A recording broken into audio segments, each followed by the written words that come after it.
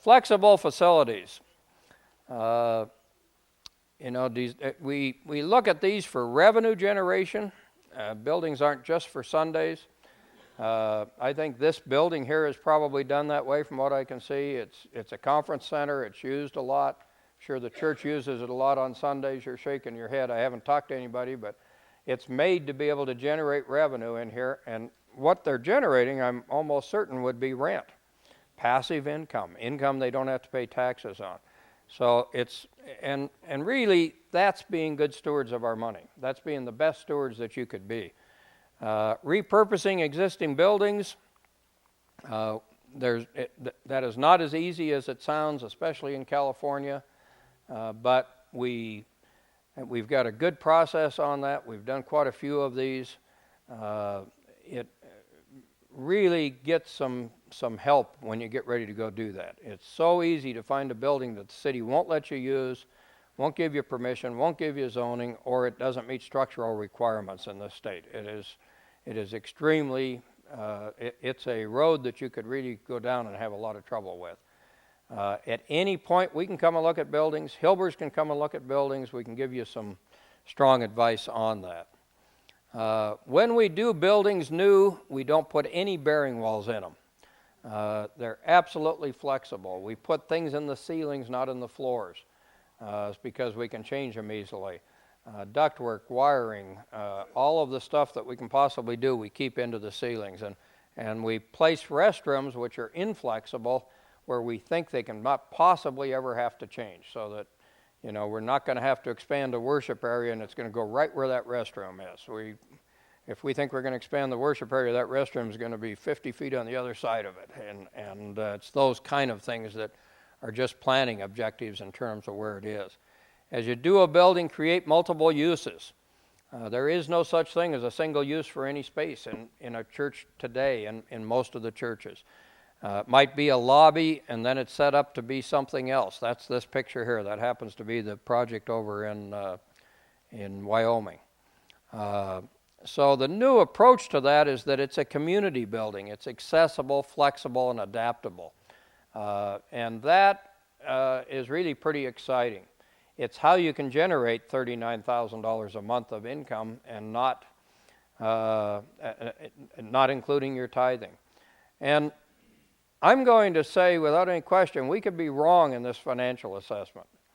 I don't think we're going to be very far wrong, but we certainly could be wrong. The baby boomers might work another 15 years and continue with their income. But the fact is, they are going to retire. But let's assume we're wrong. And there's 10 more years of tithing that continues just like it is right now today. The worst case scenario is that you're going to have more money using this process than you would have the other way. And I don't see that as a problem for churches, that you could just do more ministry. You could have more things happening in terms of what you're trying to do. So I won't go through some of this. This is just some of the ways that we've organized things in a plan to make maximum use of those things. But churches aren't for Sundays anymore. This church is New Hope Community Church down in Chula Vista. This church was designed for the public. This is the pastor's own words. He gave me a list 3 pages long of the different groups that come into their church. They draw an average of 1,200 people per week that don't attend the church, that come into their building, doing everything from academy type things to yoga to martial arts, parenting classes, and it just goes on and on and on. There were 3 pages on his list. But it's their major way they grow the church, while they generate about $12,000 a month. So it's really a kind of a new paradigm in terms of what happens. This is that Seventh-day Adventist church in Escondido that's got $39,000 a month coming in. They had to build a bigger building because the site was so expensive to take care of, and this church only has about 250 people in it. One of the spaces they have in here that's probably unique to churches, it's worth a field trip down to Escondido to see, is a man cave. This thing is just absolutely gorgeous, and it rents out all the time to people that want that kind of a thing. They have Super Bowl parties there. They've got 3 big screens in there. It's not a real big room, but they've got 3 big screens, leather couches. It's got a wet bar. It doesn't look like a Seventh-day Adventist deal at all when you get right down to it. But it has grown their men's ministry, and it has worked extremely well. Repurposing existing buildings. This is a church we redid over in Oregon. That's what it looked like afterward. So it had a pretty ugly look on one side, and both of these were taken in the wintertime, but it really changed it immensely. These are some retail buildings in California that we've redone, and interior of those, you can't tell them from the interior of other ones. This is the latest one down in Brea. This is the interior of that space, before and after pictures. So there's a lot you can do. I'm going to close out with one other concept we're pretty excited about. It's called the meeting point. And it's coming out of the basis that churches are having a very difficult time raising the amount of money and borrowing the amount of money that it takes to go do what it is that God has put on their mind. And we really are big believers that you shouldn't let money determine your vision. You should let vision determine what amount of money you need. And the scenario that we see so often is that a church will go out, have a major capital campaign. They do quite well with it. They raise $1 million. That's a lot of money. They go down and try to figure out what their costs are and find out that that's what the city wants, just for their part of it.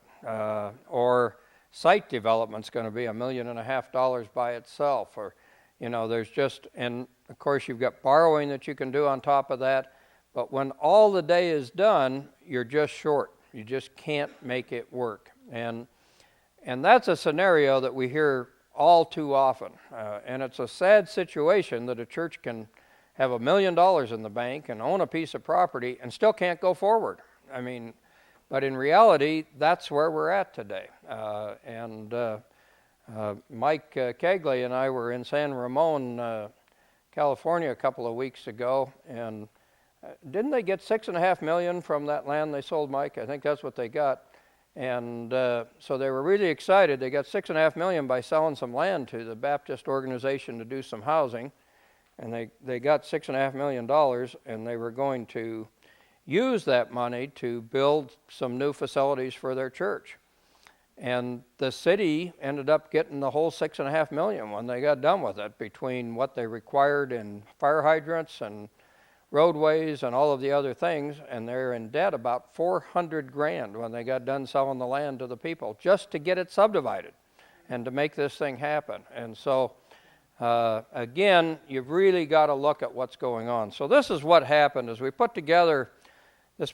This is kind of a conglomerate of many things.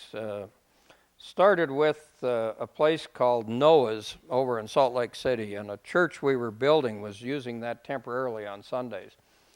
And I got to know the person that owned it, and I became, I'm a developer in some of my old life, and I just was enthralled with his whole concept of having a meeting place for middle-income people, that where they wouldn't go to the Hilton or to the Marriott, they'd go use this meeting place. And he shared his financial income in his first year in business. He had about $1.3 million worth of income at a 78% gross profit. That number is just phenomenal in terms of anything that you've ever done. It allows people to bring their own food there. It does a number of things. And he calls those Noahs. You can actually go to the website. He's now built, I think, 11 of them. They're in Phoenix and Dallas and Denver and all over the place. Then we took a really successful ministry. One was up in Spokane called the Service Station. Another one is over in Washington, D.C., that Mark Batterson had done with the Assembly of God Church called Ebenezer's. And they are coffee shops, Christian coffee shops, but they really are run as for-profits.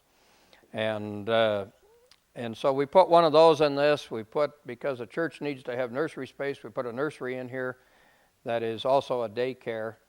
And we said a church would put what they can into this. For instance, maybe a church puts the land, or maybe the church puts $1 million if they're able to raise $1 million. And then they have full access to this facility as far as the large meeting room, which in the one we've done holds about 700. And they have full access for the rest of the history for the church for no additional cost. On Sundays and Wednesday nights or the determination of time. They wouldn't get it on Saturdays. That's a heavy, heavy rental day. But they'd have access to it those other times for their original investment. A private investor group and a developer who would be linked with the church and certainly equally yoked with the church would put up the rest of the money, borrow the rest of the money, and develop it and run it.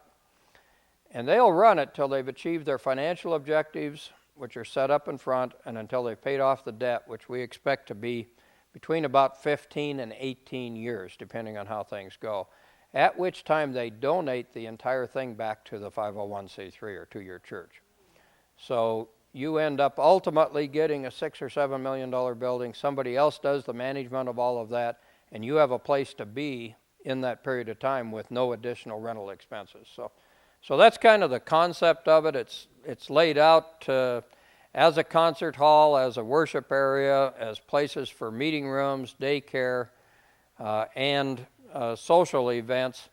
All of that is incredibly attractive to millennials. So a church that wants to grow a second campus, this might be a pretty good way to do that. Church that wants to get out of where you're at and get into a newer facility, this might be a pretty good way to do that. So there's a lot of options. We actually created a separate entry from the one that you saw in the front picture, and it becomes kind of the convention church entry off to the side and works out pretty well.